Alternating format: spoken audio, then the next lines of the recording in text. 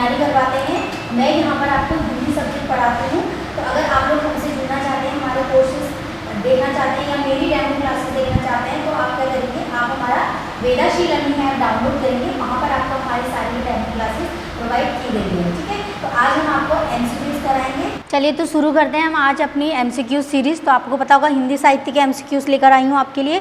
तो सबसे पहले क्वेश्चन में चलेंगे। यहाँ पे सबसे पहला क्वेश्चन क्या लिखा हुआ है, देखिए क्वेश्चन नंबर 1 कह रहा है कि केदार पांडे किसका मूल नाम था। तो यहाँ पर क्या है, कुछ क्या है, हमारे कवि रचनाकार हैं जिनका नाम क्या है वो पूछ रहे हैं, जिनका मूल नाम क्या था वो पूछ रहे हैं। तो यहाँ पर क्या लिखा हुआ है, देखो केदार पांडे किसका मूल नाम था। तो यहाँ पर ऑप्शन दिए गए हैं। ऑप्शन में चलेंगे हम लोग, हजारी प्रसाद द्विवेदी, दूसरा है मंगलेश डबरवाल और दूसरा है राजेश जोशी, या तीसरा है आपका लास्ट है राहुल साकृत्यायन। ठीक है, तो आपको पता होना चाहिए कि यहाँ पर जो केदार पांडे है वो किसे बोला जाता था, मूल नाम किसका था। तो जो इनका मूल नाम था वो थे राहुल साकृत्यायन। ठीक है, साकृत्यायन कौन थे, ये हमारे कौन थे, ये एक बहुत ही यात्रा वाले कवि थे। मतलब इनको हम लोग बहुत ज़्यादा घुमक्कड़ कवि भी बोलते थे। क्यों बोलते थे, क्योंकि इन्होंने काफ़ी सारे क्या किए हैं, यात्राएं की हैं, और यात्राओं में इन्होंने बहुत सारे वर्णन किए हुए हैं, बहुत सारी कविताएं, बहुत सारी कहानियां लिखी हुई हैं। ठीक है, तो इनको यात्रा के लिए भी बहुत ज़्यादा फेमस है ये। ठीक है, यात्रा की यात्रा कवि या घुमक्कड़ टाइप से, इस टाइप से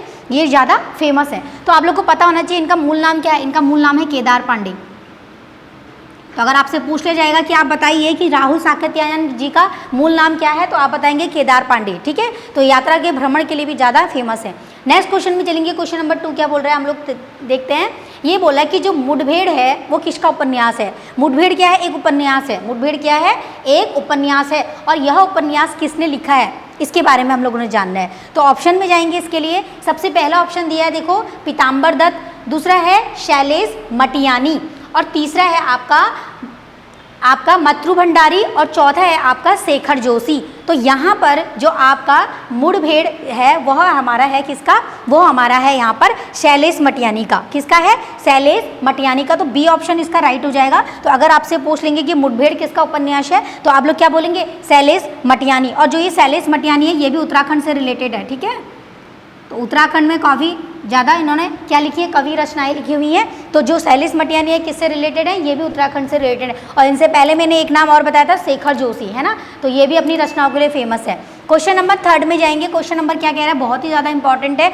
लिख रहा है कि प्रेमचंद के फटे जूते, ये किसकी रचना है। ठीक है, प्रेमचंद के फटे जूते, इस पर किसी ने एक रचना लिखी, और उस रचना के कौन से कवि हैं उनके बारे में आपको बताना है। तो ऑप्शन में जाएंगे। सबसे पहला ऑप्शन लिखा है प्रेमचंद्र, दूसरा ऑप्शन है हजारी प्रसाद, तीसरा है मनोहर श्याम जोशी, और चौथा है आपका यहाँ पे हरिशंकर परसाई। ठीक है, उसका राइट ऑप्शन क्या हो जाएगा, हमारा डी ऑप्शन हो जाएगा। डी ऑप्शन, जो हरिशंकर परसाई जी हैं इन्होंने क्या दिया है, प्रेमचंद के फटे जूते, इसकी क्या लिखी है, रचना लिखी हुई है। ठीक है, तो आप लोग को पता होना चाहिए कि हरिशंकर परसाई जी ने क्या लिखी हुई है, प्रेमचंद के फटे जूते, ये हमारी वो लिखी हुई है। ठीक है, तो ये क्या है, एक उपन्यास, एक रचना है। ठीक है, एक रचना है और ये हरिशंकर जी ने लिखी है। इतना क्लियर हो गया। नेक्स्ट क्वेश्चन में चलेंगे। हमारा क्वेश्चन नंबर 4 क्या कह रहा है। क्वेश्चन नंबर 4 क्या बोल रहा है कि निम्न में से शेखर जोशी की रचना नहीं है। तो आप लोग को मैंने अभी क्या बताया था, जो शेखर जोशी है वो किससे रिलेटेड है, कहाँ के हैं ये रचनाकार, ये हैं हमारे उत्तराखंड। ठीक है, तो ये उत्तराखंड से रिलेटेड है। अब यहाँ पर ये क्या पूछ रहा है, मैं ये इसलिए लेकर आई हूँ क्योंकि उत्तराखंड से आपका ज़्यादा अच्छे से क्वेश्चन बन सकता है, और इनकी रचनाएं बहुत सारी हैं। तो मैंने एक ऐसा क्वेश्चन बना दिया जिसमें मैंने नहीं लगा दिया। तो इसका मतलब 4 ऑप्शन में क्या होगा कि 3 ऑप्शन ऐसे होंगे जो इनकी रचनाएँ होंगी, और एक ऐसी रचना है जो इनकी नहीं है। तो आप लोग को मैं बता दूँ शेखर जोशी की कौन सी रचना नहीं है। तो यहाँ पर जो डी ऑप्शन आप लोग को दिख रहा है, 1 इंच मुस्कान, तो 1 इंच मुस्कान क्या है, इनकी रचना नहीं है। बाकी तीनों इनकी रचना है। क्या क्या है, कोशी का घटवार, तो कोसी का घटवार किसने लिखा है, शेखर जोशी ने लिखा हुआ है। उसके बाद है गलता लोहा, तो गलता लोहा भी किसने लिखा है, शेखर जोशी की रचना है। नेक्स्ट है आपका नौरंगी बीमार है, नौरंगी बीमार है। तो ये तीनों ही हमारे शेखर जोशी की क्या है, रचनाएं हैं। और उसके बाद है 1 इंच मुस्कान, तो 1 इंच मुस्कान जो है ये क्या है, एक उपन्यास है। इसको भी बता देती हूँ किसने लिखा है। ठीक है, तो किसने लिखा है, मनमोहन जी ने लिखा है। तो मनमोहन जी की क्या है, एक आपका उपन्यास है 1 इंच मुस्कान। बाकी सारे तीनों किसके हैं, शेखर जोशी की रचनाएं हैं। क्लियर हो गया। तो अभी हमने क्या क्या पढ़ा था, केदार पांडे किसका मूल नाम है, राहुल साकेंद्र का मुठभेड़ किसकी रचना है, ये है शैलेश मटियानी की जो उत्तराखंड से रिलेटेड है। उसके बाद प्रेमचंद की फतेह युद्ध किसने लिखा है, हरिशंकर परसाई जी ने लिखा है। उसके बाद है शेखर जोशी की कौन कौन सी रचनाएं हैं, कोसी का घटवार, गलता लोहा, नौरंगी बीमार। क्लियर। नेक्स्ट क्वेश्चन में जाएंगे। चलिए नेक्स्ट क्वेश्चन पे चलते हैं हम लोग। नेक्स्ट क्वेश्चन क्या है हमारा, देखिए क्वेश्चन नंबर 5 क्या कह रहा है, बहुत ही इंपॉर्टेंट है, स्टार बना लीजिए आप इस पर। ठीक है, वात्सल्य रस की बात की कर रहा है, ये बोल रहा है कि जो वात्सल्य रस है उसका सम्राट किसे माना जाता है। ठीक है, तो यहाँ पर ऑप्शन में जाएंगे रसखान, तुलसीदास, सूरदास या कबीरदास। तो इन चारों में से जो वात्सल्य रस है उसके सम्राट कौन है, तो आप सभी को पता होना चाहिए कि ये बहुत ज़्यादा फेमस है। कौन है, सूरदास। ठीक है, जो सूरदास जी थे वो कौन थे, कृष्ण भक्त थे। इन्होंने कृष्ण की भक्ति में क्या लिखे, बहुत सारे छंद, दोहे, कविताएं ये सब लिखी हुई हैं। ठीक है, तो सूरदास जी बहुत ज़्यादा फेमस है। तो हम लोग क्या लिखेंगे, वात्सल्य रस की बात करिए। वात्सल्य का मतलब क्या होता है, प्रेम संबंध, मतलब कि किसी के लिए प्रेम की भावना, वात्सल्य। ठीक है, तो ये क्या थे, प्रेम किससे करते थे, कृष्ण भगवान से करते थे। तो वात्सल्य रस के लिए इन्होंने लिखा। बाकी रसखान, तुलसीदास और आपके ये सारे ही जो है हमारे किस में हैं, कृष्ण भक्ति वाले ही हैं। ठीक है, बाकी कबीरदास नहीं है। चलो क्वेश्चन नंबर 6 में देख लेते हैं क्या है, बहुत ज़्यादा इंपॉर्टेंट है, ये भी देख लीजिए। ये बोल रहा है कि हिंदी साहित्य के भक्ति काल के युग का निर्माण जो है निर्गुण धारा के कवि कौन थे। तो आप लोग को मैंने बताया था कि जो भक्ति काल है, रीति काल आई, भक्ति काल आई, फिर आपका आधुनिक काल आया, तो ये कितने 6 कालों में विभाजित हुआ था। तो जो भक्ति काल था, जो हमारा क्या आया, भक्ति काल आया, जब भक्ति काल आया था तो ये भी किसमें डिवाइड हुआ था, 2 पार्ट्स में डिवाइड हुआ था।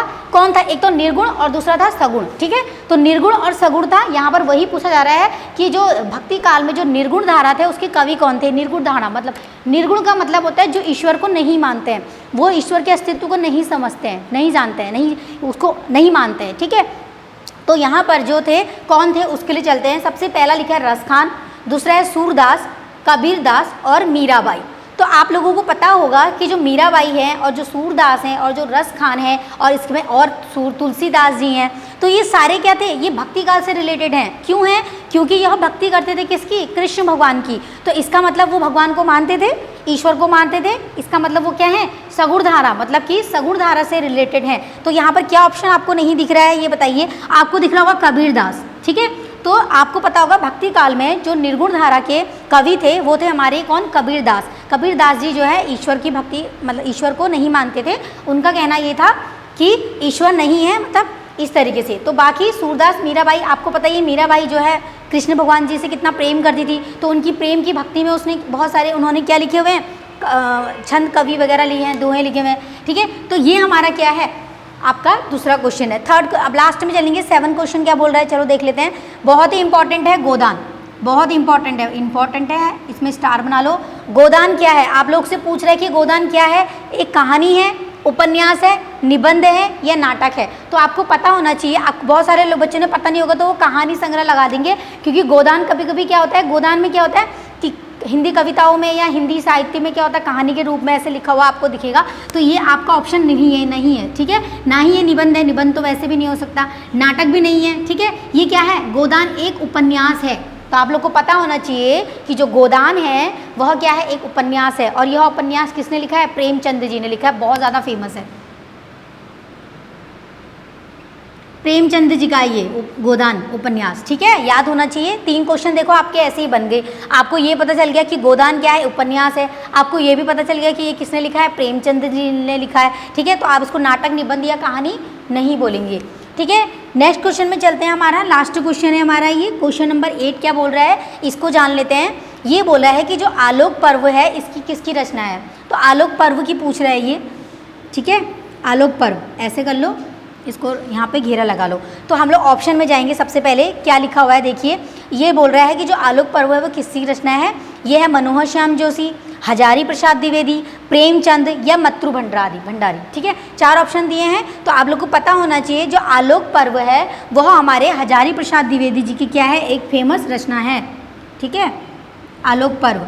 ठीक है, तो आलोक पर्व किसकी है, हजारी प्रसाद द्विवेदी जी की क्या है, हमारी रचना है फेमस। ठीक है, क्लियर हो गया। तो अभी हमने इस वाले सेशन में क्या पढ़ा, हमने यहाँ पे ये पढ़ा कि जो वात्सल्य रस है उसकी रचना किसने करी थी, उनके जो सम्राट माने जाते हैं वो सूरदास जी माने जाते हैं। और हिंदी साहित्य के भक्ति काल के युग में जो निर्गुण धारा है उसके रचनाकार कौन है, उसके हैं हमारे कबीरदास। इसके बाद सगुण जो है उसके हैं तुलसीदास। ठीक है, इतना याद रखना। उसके बाद नेक्स्ट क्या है, नेक्स्ट हमने बोला था कि गोदान क्या है। गोदान एक उपन्यास है जो प्रेमचंद जी ने लिखा है। उसके बाद है आलोक पर्व। आलोक पर्व किसने लिखा हुआ है, हजारी प्रसाद द्विवेदी जी ने लिखा हुआ है। ठीक है, तो इतना आप लोगों ने देख लिया।